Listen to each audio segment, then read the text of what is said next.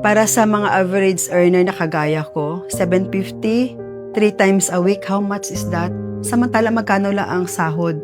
Mabigat talaga siya, mabigat talaga siya. And then, hindi lang yun. Kailangan mo pa siyang ipa-check up ulit sa doktor para naman sa kung anong bagong assessment niya na naman, hinihingan ka ng mga ganon. Mabigat talaga siya sa bulsa. Pero dahil nga financially unstable, may mga times na hindi talaga siya nakakainom and then nasa stop po ang pag-inom niya. Doon ko nakikita na kung gaano kahalaga si GutGuard sa buhay namin.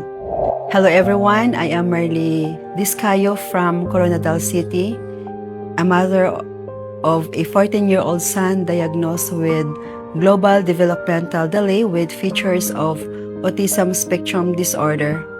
We experienced a devastating trigger in 2023 when his teacher bullied him, and that was the start of our nightmare.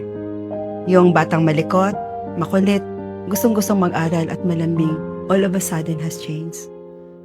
His behavior spiraled from monologues to physical violent attacks on his classmates, teachers, and even on me.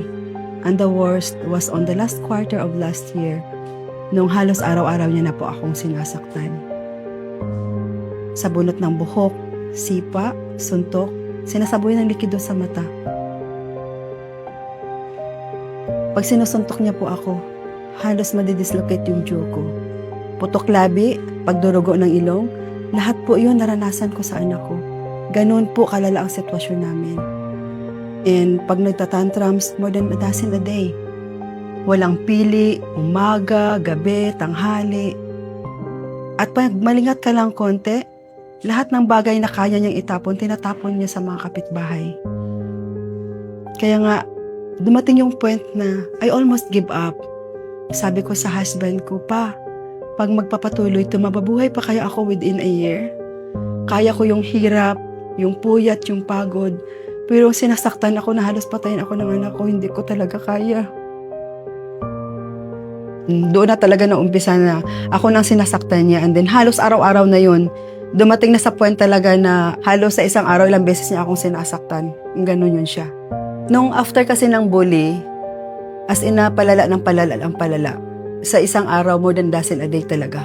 May times na hating gabi, hindi ka pa nakakatulog. As in, ganun talaga siya. Wala talaga siyang pili pag nagtatantrum siya. Nung sa point na nang grabe na siguro yung trauma sa kanya na hindi na makaya ng therapy.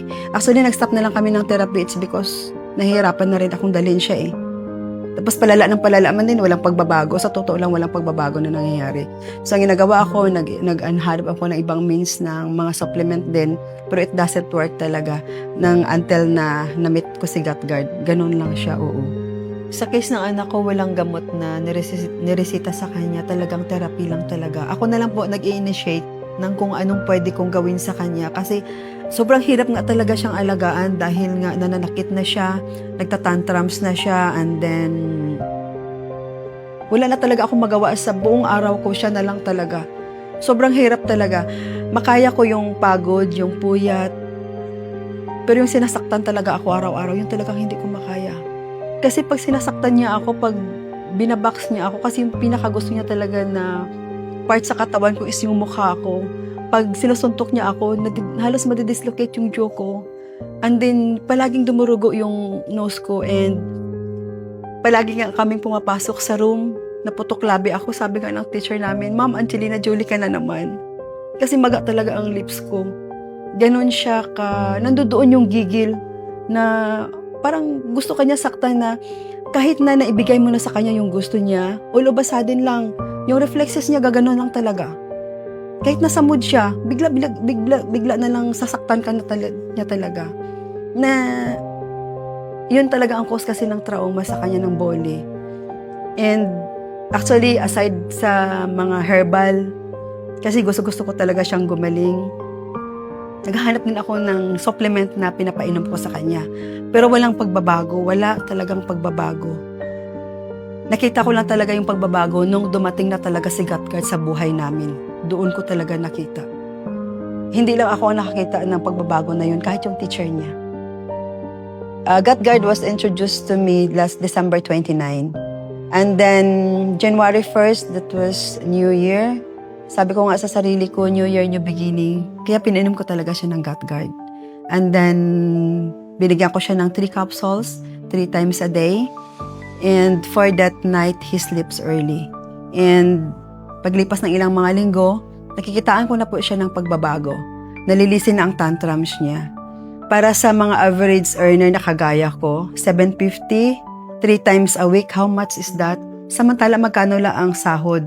Mabigat talaga siya, and then hindi lang yun. Kailangan mo pa siyang ipa-check up ulit sa doktor para naman sa kung anong bagong assessment niya na naman, hinihingan ka ng mga ganon. Mabigat talaga siya sa bulsa. Pero dahil nga financially unstable, may mga times na hindi talaga siya nakakainom, and then nasa stop po ang pag-inom niya. Doon ko nakikita na kung gaano kahalaga si GutGuard sa buhay namin. Nung na tawag niya, nung malapit na yung graduation niya, kasi ang pinakugit talaga ka-worry is paano kami mag-marcha, kasi nga tumatakbo siya, kung paano kami mag-marcha ng maayos. Pero confident po ako na makaakit kami ng stage dahil napainom ko po siya ng GutGuard. And then, alam niyo po ba yung nangyari during the graduation day?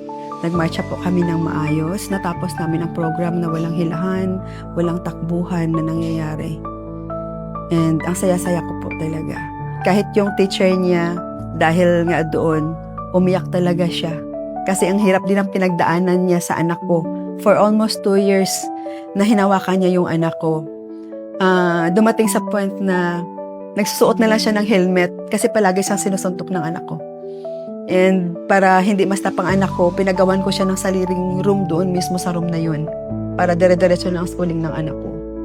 Pero nung nakilala ko si GutGuard, yung first day na pag-inom niya, may nakatulog na siya. Sa 3 capsules, 3 times a day na pinainom ko siya. Yun lang nakakatuwa, hindi na ako sinasaktan ng anak ko. And then sa ngayon, another pagbabago naman po na dati-rati wala siyang pangarap. Ngayon, marunong na siyang mangarap. Nakita niya kasi yung helicopter, dati-rati hindi niya ma-identify. Ang alam niya lang airplane, pag nasa taas, airplane lang talaga. Pero nang nakita niya helicopter, sabi niya, helicopter, drive a helicopter. Sabi ko, wow, you want to become a pilot? Sabi niya sa akin, pilot, drive helicopter. Yun ang nagawa ni GutGuard. Grabe, sobra. Na dati kahit na tanungin mo siya, tuturuan mo siya, mahirapan ka pa rin. Kung ano lang yung nasa mind niya, yun lang talaga ang sasabihin niya. Pero sa ngayon, nakakaintindi na siya, mas madali na siyang kakausapin. And nagkakaroon na nga siya ng pangarap talaga. Nakilala ko lang si GutGuard, ang sabi lang sa akin, si GutGuard, sa autism, nakakatulong siya. Kasi sinubukan ko. Kasi naghahanap talaga ako ng isang supplement or gamot na makakatulong talaga sa amin. Being a parent ng autism, lahat na lang gagawin mo. Lahat na lang itatry mo para lang mahanapan mo ng way na kung saan kayo gagaling. Sa communication niya naman, dati-rate, kung anong sinasabi mo. Pag tinatanong mo, halimbawa, tatanungin mo, kumain ka na ba? Ang isasagot niya rin sa'yo, kumain ka na ba? Kung ano sinasabi mo sa kanya, ginagaya niya. Pero after taking that GutGuard, pag tinatanong mo siya, ang sagot niya, opo. Naiintindihan niya na po. Nag-o-open na talaga ang mind niya. Give GutGuard a chance. Kung binago ni GutGuard ang buhay ng anak ko, alam ko, babaguhin niya rin ang buhay ng mga anak niyo. GutGuard saves lives.